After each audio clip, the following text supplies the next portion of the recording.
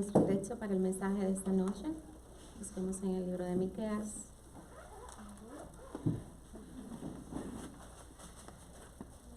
Miqueas 5, del 1 al 5. Dice la palabra del Señor: Rodéate ahora de muros, hija de guerreros. Nos han sitiado. Con vara herirán en la mejilla al juez de Israel. Pero tú, Belén Éfrata, pequeña para estar entre las familias de Judá, de ti me saldrá el que será Señor en Israel, y sus salidas son desde el principio, desde los días de la eternidad. Pero los dejará hasta el tiempo que dé a luz, la que ha de dar a luz, y el resto de sus hermanos se volverá con los hijos de Israel. Y él estará y apacentará con poder de Jehová, con grandeza del nombre de Jehová su Dios, y morarán seguros, porque ahora será engrandecido hasta los fines de la tierra, y este será nuestra paz. Amén.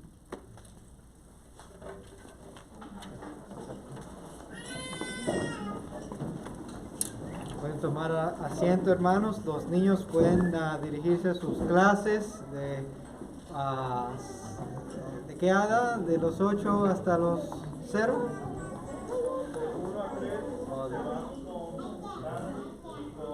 Y te vaya con mami, por favor.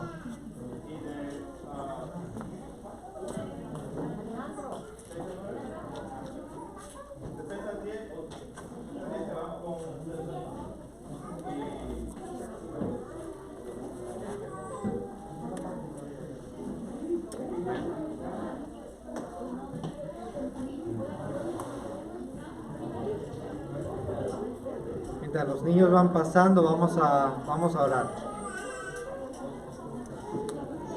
Padre, te damos las gracias por el privilegio de reunirnos aquí juntos, de estudiar tu palabra, Señor. Te pedimos que nos alimentes por medio de ella, fortalécenos, Señor. Te pedimos por gracia. Aquellos que no te conozcan, Padre, que estén aquí, te pedimos abre sus ojos para ver la hermosura del Evangelio. Te pedimos que alimentes a tu iglesia. En el nombre de Jesús. Amén. Amén. Amén. Y como mencionaba el hermano Willy, estamos este año entero estudiamos el libro de Esdras y completamos ese estudio de Esdras y en esta semana estamos empezando lo que es la época del Adviento y vamos a estudiar el libro de Miqueas capítulo 5. Hace unos días estaba viendo las noticias y veía como en el sur de la frontera de Estados Unidos un caos total, ¿no? Absolutamente. Las personas están pasando sin permiso, obviamente de manera ilegal. Los policías están tratando de detener a estas personas que están tratando de alguna manera de buscar un futuro mejor para su familia, para sus hijos. Vi otra noticia el otro día, que los venezolanos ahora mismo son la nacionalidad más representada en el sur de la frontera de Estados Unidos después de México. Después de México, la población más grande cruzando ilegalmente por la frontera es los venezolanos. Piense que Venezuela está bastante lejos de la frontera de Estados Unidos. México se entiende porque está ahí al lado, ¿no? Pero cómo estas personas están viajando por todo un continente para llegar ahí es increíble. Y otro tipo de noticias, ¿no? Vemos protestas en India, injusticia, sufrimiento, y vemos este tipo de cosas y decimos algo no está bien. O sea, eso no debería ser así. No solamente los aspectos legales, ¿no? Sino el sufrimiento de las personas también. Y cuando vemos este tipo de noticias, eso nos despierta algo en nosotros que Dios puso ahí, diciéndonos que esta no es la manera como Él creó, como Él hizo la creación. Miqueas, en este libro, es un profeta que es contemporáneo con el profeta Isaías. El tiempo de su actividad profeta se nos da en el primer capítulo, cuando él dice que en los días de Jotam, Acaz y Ezequías, reyes de Judá. O sea, al final del siglo 8, más o menos antes de Cristo, unos 700 años antes de Cristo. Si usted piensa, ¿cuánto es eso? 700 años. 700 años antes de hoy sería en los años 1300. ¿Quién sabe qué pasó en los años 1300? Nadie aquí. Bastante tiempo, son 700 años. Y Miqueas es testigo de la destrucción, de la deportación del reino norte de Israel a Asiria, como está escrito en el capítulo 3. Es en estos tiempos críticos, cuando Miqueas está viendo y observando todo este sufrimiento, todo este tipo de injusticias, cuando el Señor lo manda a mandar un mensaje para su pueblo. En este tipo de circunstancias, eran tiempos de levantamiento, tanto políticos como sociales, caos. Y este mensaje que vemos de Miqueas está dividido en 3 ciclos de advertencias a los judíos, a su pueblo, seguidos de esperanza. Y los 3 ciclos los podemos ver porque empiezan todos con la palabra oíd. En el capítulo 1 dice, oíd pueblos todos. En el capítulo 3, verso 1 dice, oíd ahora jefes de Jacob. Y luego en el capítulo 6 dice, oíd montes, la acusación del Señor. Y todo eso suena como una corte donde está Miqueas presentando su caso delante del juez y delante de los abogados, diciendo, oíd pueblos todos, aquí yo voy a presentar mi caso. Esto es lo que vemos en este libro. Ahora aquí en este capítulo en particular, en el capítulo 5, Miqueas le recuerda al pueblo que estas cosas que están viendo y que están observando no van a ser así para siempre. Estas cosas van a tener un fin. El libertador vendrá. El libertador vendrá. Y ese libertador es Cristo el Mesías. Es Cristo el Mesías.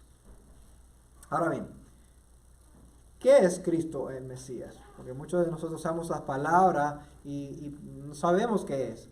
Cristo no es el apellido de Jesús. Jesucristo no es el apellido. Cristo es un título.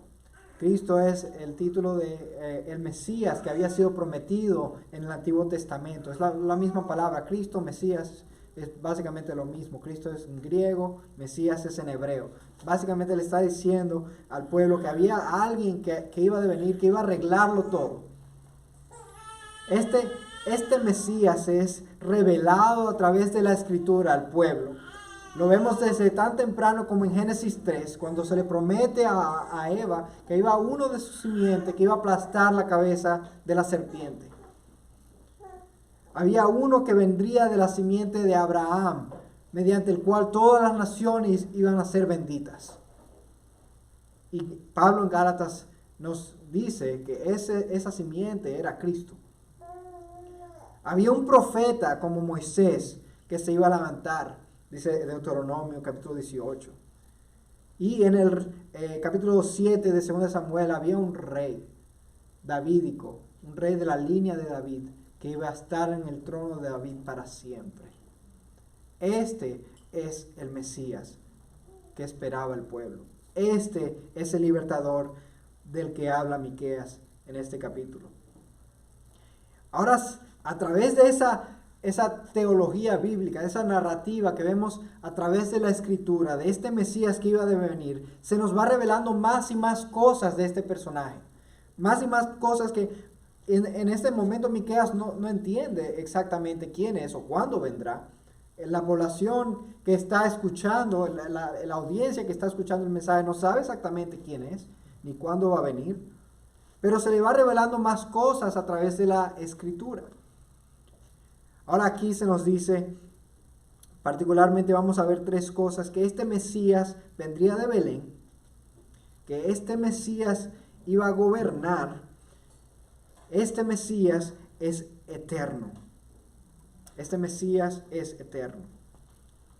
Este Mesías viene de Belén, el texto es claro en eso, dice, pero tú, Belén Efratá, aunque eres pequeña entre las familias de Judá, de ti me saldrá el que ha de ser gobernante en Israel. De ti me saldrá el que ha de ser gobernante en Israel. Y la audiencia, nosotros obviamente nos ponemos los lentes de nosotros después de 2000 años de Cristo y decimos, oh, bueno, eso está claro, ¿no? Y la audiencia también lo vio así, de esta manera, porque cuando recuerdan los magos, los tres sabios, van a Herodes y le preguntan, ¿dónde iban a ser este Mesías, este rey que había de venir? Y los escribas le dicen, a las personas que estudiaron la escritura, le dicen a Herodes, iban a ser en Belén.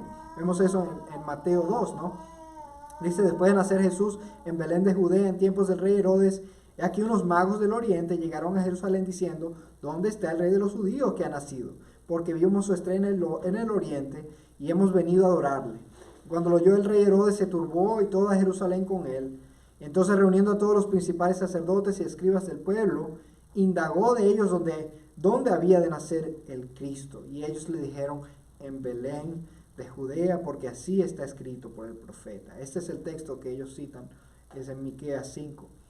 Este Cristo Mesías se nos dice que iba a nacer en Belén, y es allí donde Cristo nace, donde vimos en Lucas 2 que es allí donde Cristo nace por decreto del emperador de César, donde se les dice que iba a ser un censo, todas las personas tenían que ir a la ciudad donde nacieron a registrarse para este censo, y a pesar de que José y María vivían en Jerusalén, tuvieron que viajar por providencia de Dios a Belén, donde iban a ser el Mesías, el Cristo.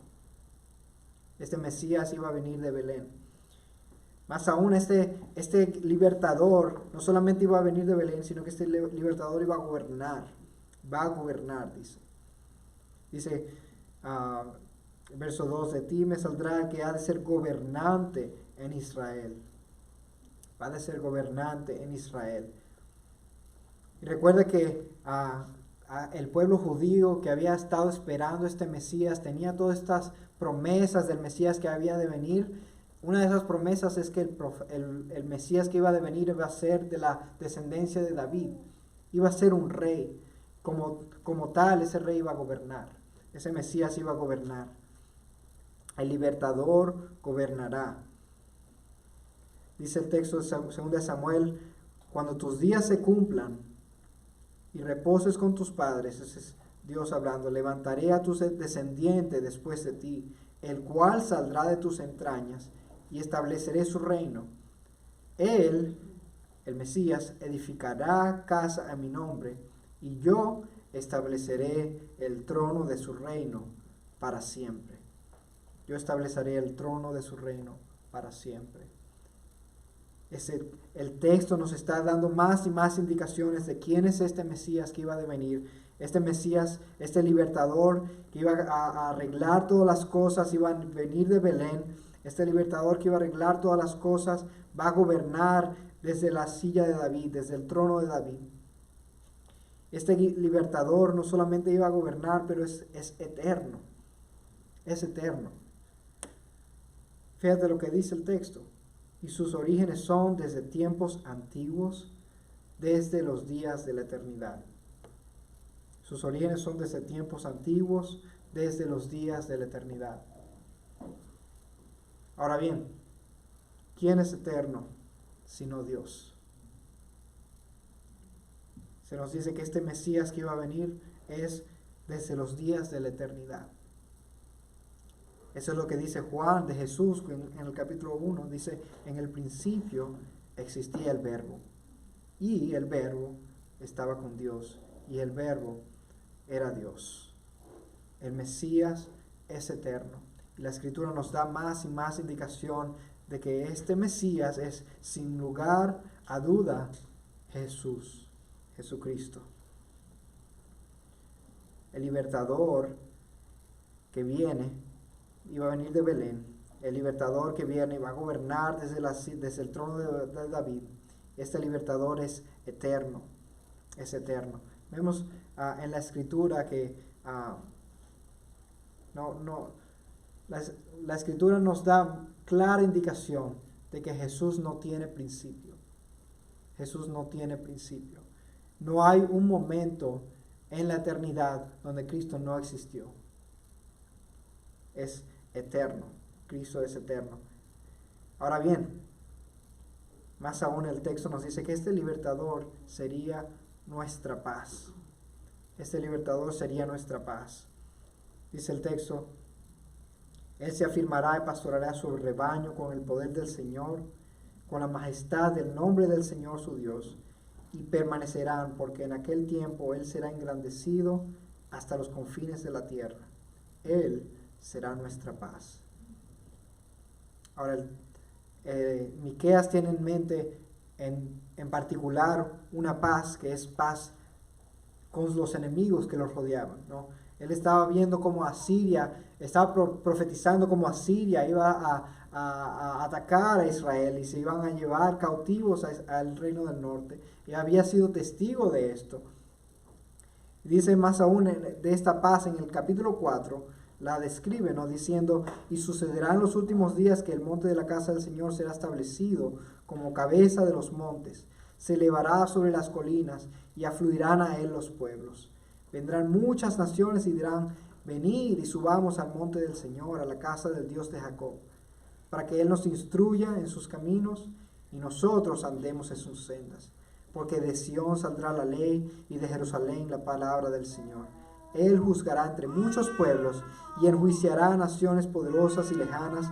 Entonces forjarán sus espadas en rejas de arado y sus lanzas en podaderas. No alzará espada nación contra nación, ni se adiestrarán más para la guerra. Cada uno se sentará bajo su parra y bajo su higuera, y no habrá quien los atemorice, porque la boca del Señor de los ejércitos ha hablado.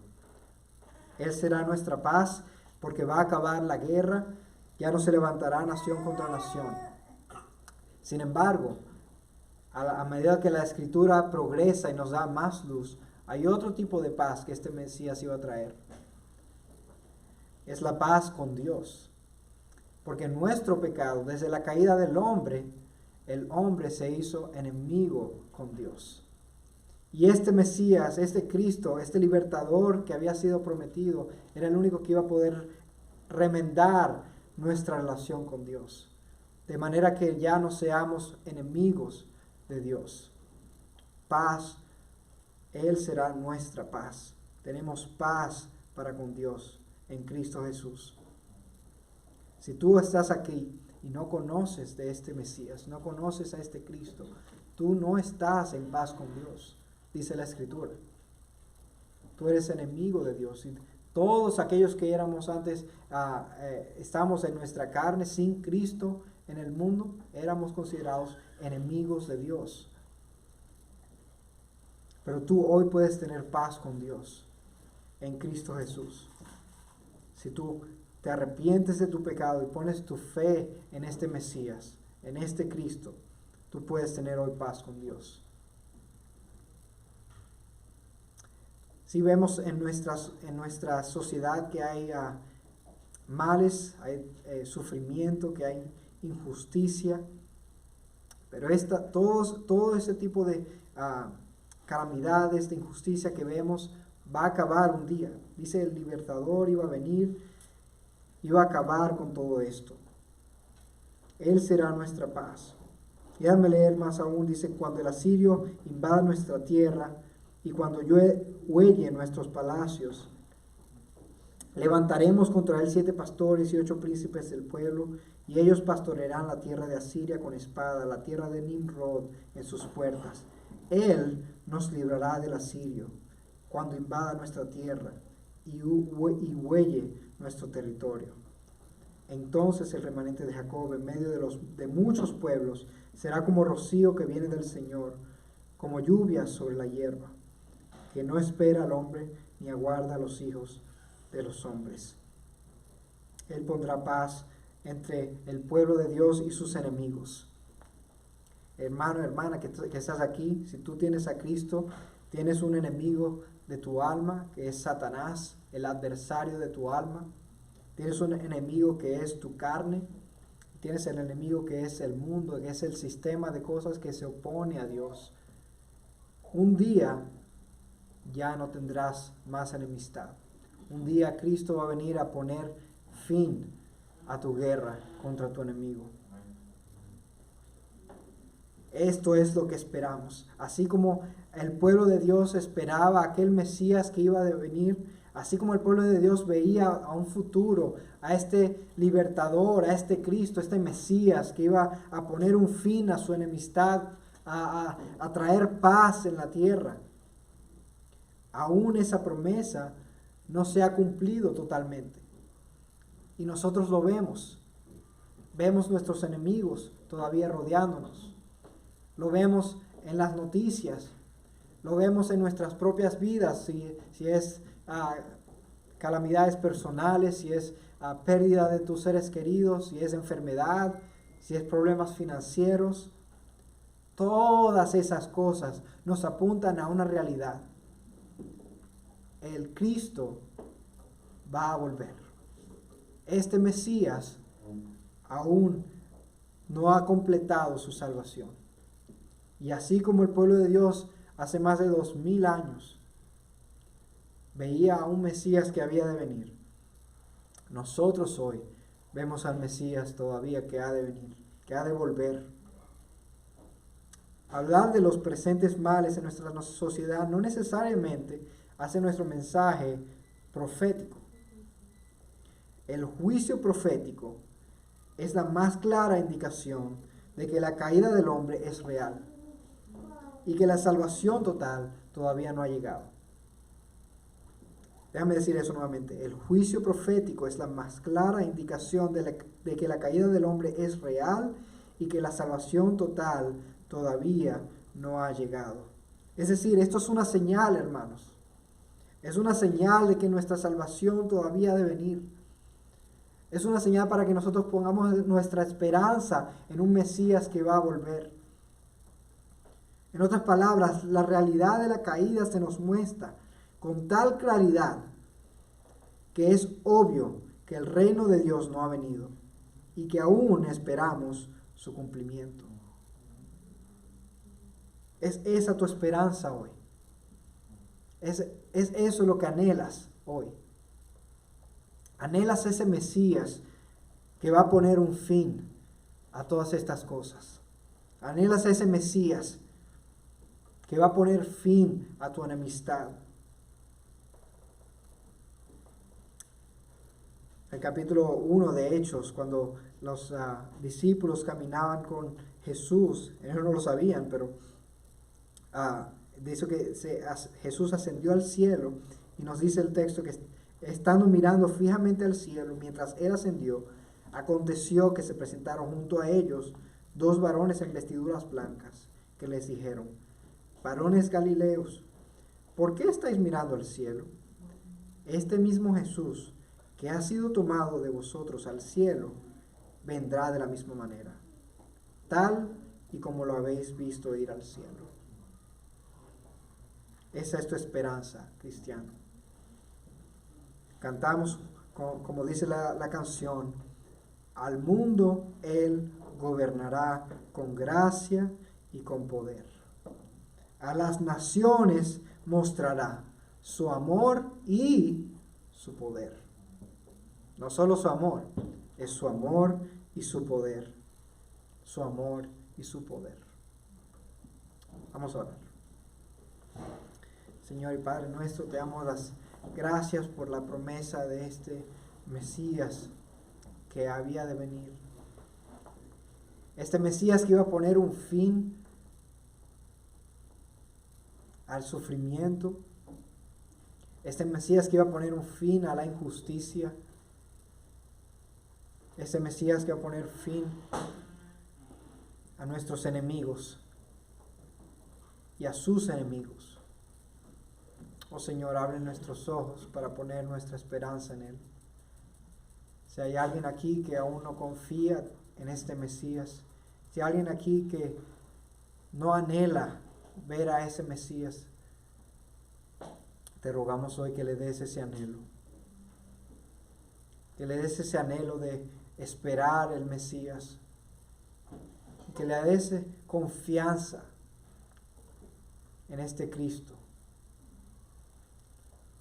Oh Señor, esperamos como tu pueblo esperaba hace más de 2000 años ese Mesías. Ese Mesías vino pero vino humilde para morir por nuestros pecados. Ese mismo Mesías va a volver. Esta vez va a volver en gloria, no en un pollino, sino en un caballo, para poner fin a sus enemigos. Oh Señor, gracias por estas promesas. Nutre nuestras almas por medio de tu palabra. Te rogamos en nombre de Cristo Jesús. Amén.